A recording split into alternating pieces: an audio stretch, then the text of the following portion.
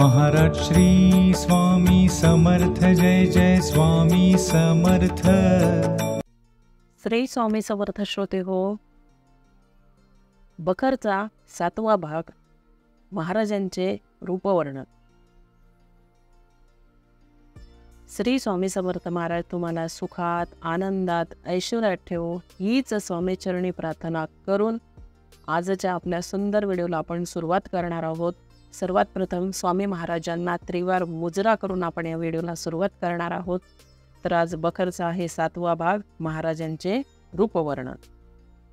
राजश्री चिंतोपंत आप्पाटोळे यांचे चिरंजीव गोविंदराव हे दत्त उपासक होते आणि त्यास ब्रह्मसंबंधाची बाधा होती। ती दूर केल्याबद्दल पुढे गोष्ट येईलच। अक्कलकोटास ते सेवा करीत असता समर्थांची स्वारी एके दिवशी त्यांच्या बिराडी जोशीबुवांच्या वाड्यात अकस्मात आले।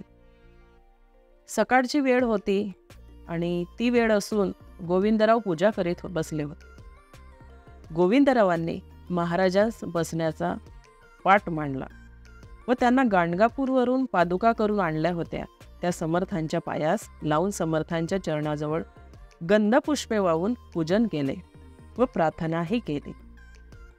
ती प्रार्थना अशी: अक्षयी आपल्या चरणांचे ध्यान हृदयात राहू द्या, त्याचा कधी विसर पडू देऊ नका।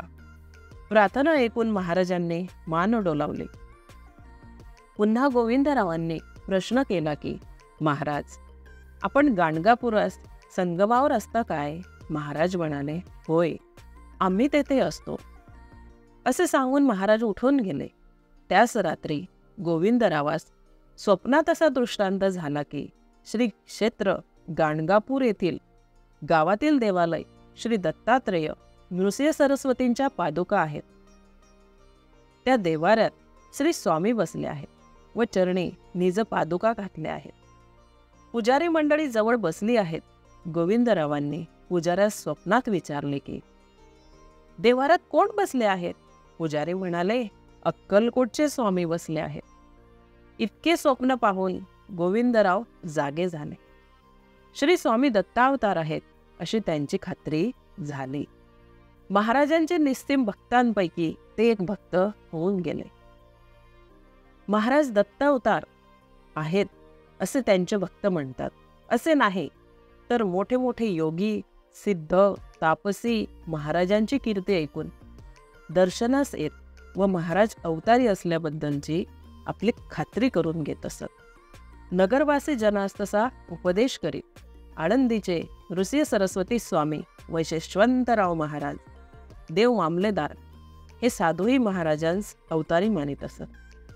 फार तर काय, पण मूर्तीपूजा, निषेधक, ब्रह्मवेत्ते, वेदोक्त प्रकाश चे करते जे विष्णुबुवा ब्रह्मचारी, स्वतः मोठे वक्ते, वेदांती व विद्वान होते, ज्यांनी त्यांचा वेदोक्त धर्मप्रकाश ग्रंथ वाचला असेल त्यास माहिती असेलच की ज्ञानोबा, चांगदेव, नामदेव इत्यादी भक्तांनी जे चमत्कार केले त्याच बुवांनी नामे ठेवून हे चमत्कार खरे नसावेत म्हणून अशी टीकाही केलेली आहे। अशा मार्मिक विद्वानांकडून महाराजांस अवतारी असा किताब मिळणार म्हणजे यापेक्षा अजून जास्त पुरावा कोणता पाहिजे?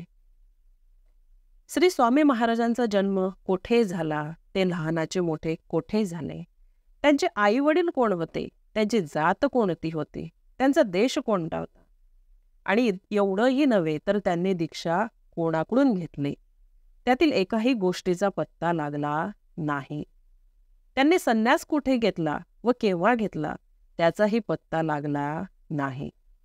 ते संन्यासी होते आणि केव्हा केव्हा वेदातील किंवा पुराणातील वाक्ये म्हणत यावरून ते ब्राह्मण असावे असे अनुमान होते।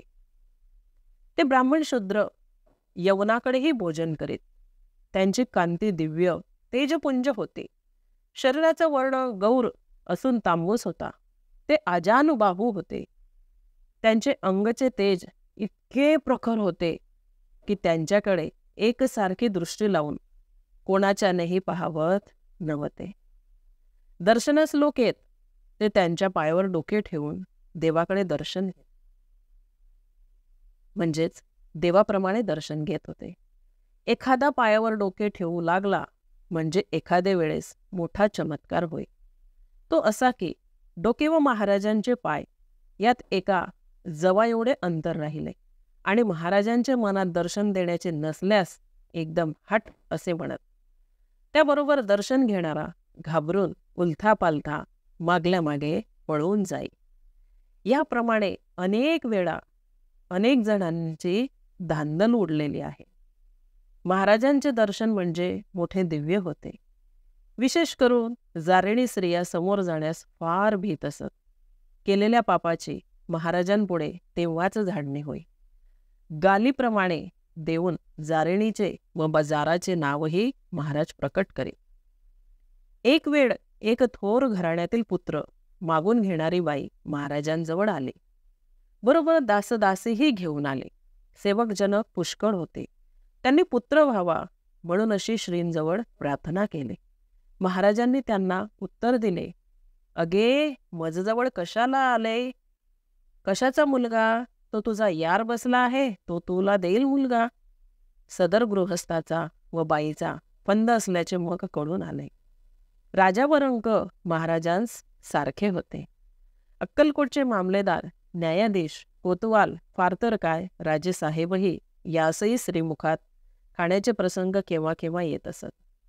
डोकीचे पागोटे काढून फेकून देणे, शिव्या देणे वगैरे खेळ महाराजांचे हमेशा चालवायचे. पण कोणाची बिशाद होती का की महाराजांपुढे ब्रशब्द काढील किंवा हुकुमाची अवज्ञा करील? हा वाचक हो, हे लिहित असताना मूळ लेखक म्हणतात, महाराजांच्या रागाची आठवण होऊन मलाही कापरे भरले व लेखणी चालत नाहीसे झाले. श्री समर्थांच्या चरणी मस्तक ठेवून माफी मागून त्यांच्या आज्ञेने गुणानुवाद वर्णन करीत आहे. महाराजास पाहिल्याबरोबर ते देवरूपी आहेत अशी मनाची खात्री होय. दुसरी गोष्ट अशी की महाराजास वाटेतील तशी अचाट कृत्ये करीत. म्हणजे महाराज वाटतील तशी अचाट कृत्ये करत होती, परंतु कोणत्याही वेळी त्यांचे अमृतदृष्टीने अपघात किंवा विपरीत गोष्टी घडून आल्याचे एकही उदाहरण नाही आणि ऐकण्यातही आले नाही. श्रोते हो, आजची कथा खूपच म्हणजे आजपर्यंतचे झालेल्या भागांपैकी खूप काही वेगळी होती. म्हणजे याच्यामध्ये महाराजांच्या थोडीशी प्रेमाची, अमृतवाणीची, रागाची सर्व काही प्रशंसा केलेली आहे. सर्व काही चरित्र त्यात मांडलं गेलेलं आहे. पण बघा, आपल्याला कथा ऐकताना साक्षात आपल्या समोर आपले भगवंत म्हणजेच आपले स्वामी महाराज उभे असताना दिसतात. त्यांच्या आजानुबाहूंचे वर्णन, त्यांच्या चरणांचे वर्णन, त्यांच्या पादुकांचे वर्णन आपल्याला सर्व काही या कथेमध्ये ऐकायला मिळालेलं आहे. तर श्रोते हो, आजची केलेली सर्व सेवा स्वामीचरणी अर्पण करते. पुन्हा एका नवीन कथेसोबत आपण पुन्हा भेटूया. तोपर्यंत सर्वांना श्री स्वामी समर्थ.